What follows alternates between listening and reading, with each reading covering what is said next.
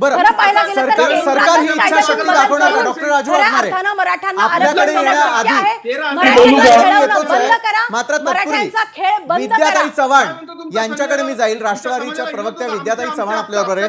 विद्याताई, काय होतंय ना की एका बाजूला राजकारण, एका बाजूला वेगवेगळ्या येणाऱ्या प्रतिक्रिया पाहायला मिळतात, मात्र दुसरीकडे आज आणखी एक महत्त्वाचा मुद्दा उपस्थित झाला, तो देखील लक्ष्मण हाकेंनी केला की अजितदादांची जी राष्ट्रवादी आहे त्यातलेच काही आमदार हा खेळ उधळण्यासाठी, सरकार उधळून लावण्यासाठी हा प्रयत्न करताय.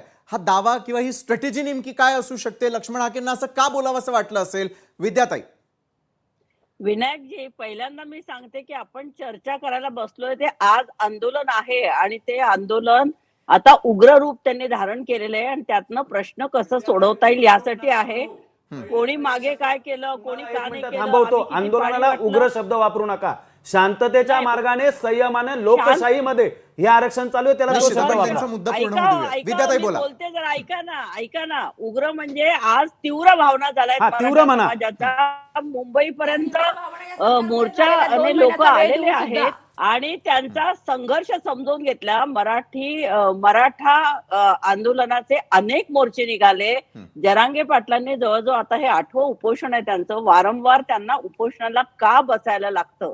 कारण फडणवीसांचा जो उद्देश चांगला आहे, त्यांनी जे सकारात्मक निर्णय घेतलेले आहे, गायकवाड समिती त्यांनी स्थापन केलेली. आपल्याला माहितीये PB सावंत जे होते, इंदिरा सहानी जे जजमेंट दिलं होतं त्याचे ते एक जस्टिस स्वतः होते आणि त्यांनी सुद्धा सांगितलंय की मराठा समाजाला एक वर्ग आहे, हा वर्ग आहे आणि याला आरक्षण द्यायचं असेल तर त्याला ओबीसी मध्ये समाविष्ट करून घेतलं पाहिजे.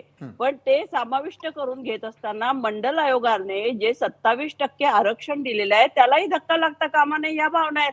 परंतु कुठेतरी मराठा वर्सेस ओबीसी असं जो झगडा लावण्याचा प्रयत्न केला जातोय ह्या देशामध्ये, ज्यांनी आरक्षण आणले ते VP सिंग सरकारचा पाठिंबा त्यावेळी भाजपने काढून घेतला होता. त्या VP सिंग सरकारने देशभरात आरक्षण पहिल्यांदा 27% आरक्षण लागू केलं. त्यांच्या सोबतही काम करायचं मला संधी मिळाली, हे मी माझं नशीब समजते. महाराष्ट्रामध्ये ज्या शरद पवार साहेबांनी मंडल आयोग लागू केला त्यांच्या सोबतही मला काम करायची संधी मिळाली. परंतु आता मात्र मराठे वर्सेस ओबीसी लावण्याचा जो प्रयत्न आहे तो चुकीचा प्रयत्न आहे. ओबीसीच्या आरक्षणाला धक्का न लागता. देशामध्ये सरकार कोणाचं आहे? भाजपचं आहे. मेजॉरिटी कोणाची आहे? त्यांची आहे. 50% आरक्षणाची मर्यादा हटवणं हे बहुमताला सहज शक्य आहे. कारण फक्त आपल्या राज्याचा प्रश्न नाही, तिकडे जाट असतील, गुजरातमध्ये पटेल असतील, अनेक समाजाच्या मागण्या की आरक्षणाची मर्यादा वाढवा आणि ती वाढवणं हे केंद्र सरकारच्या हातात आहे. उद्या लालबागच्या राजाच्या दर्शनासाठी शहासाहेब मुंबईत येत आहेत. त्यांनी ही परिस्थिती बघावी की संपूर्ण महाराष्ट्रातनं मराठा समाज एकवटलाय आझाद मैदानला. वारंवार त्यांना उपोषणाला का बसावं लागतंय? केंद्र सरकारकडे जाऊन ही 27% आरक्षणाला धक्का न लागता 50%ची मर्यादा वाढवून दिली मराठ्यांना, तर मराठ्यांना सुद्धा एक वर्ग समजून त्यांना आरक्षण देता येईल. परंतु वारंवार असं भासवलं जातं आहे की मराठा समाज हा ओबीसीचं आरक्षण मागतोय आणि त्यांचं काहीतरी मराठा समाज हा जो म्हणजे मागासवर्गीय आहे, अत्यंत बॅकवर्ड आहे, ज्याला शिक्षण आणि ह्याच्यात प्रगती साधू शकलेला नाही, जो अत्यंत गरीब आहे, जो शेतकरी आहे, अशा समाजासाठी आरक्षण मागितलं जात आहे. बरोबर आहे. मात्र हे आरक्षण देता येणं शक्य होणार आहे का? यासाठी कुठेतरी इच्छाशक्ती कमी पडतीये का?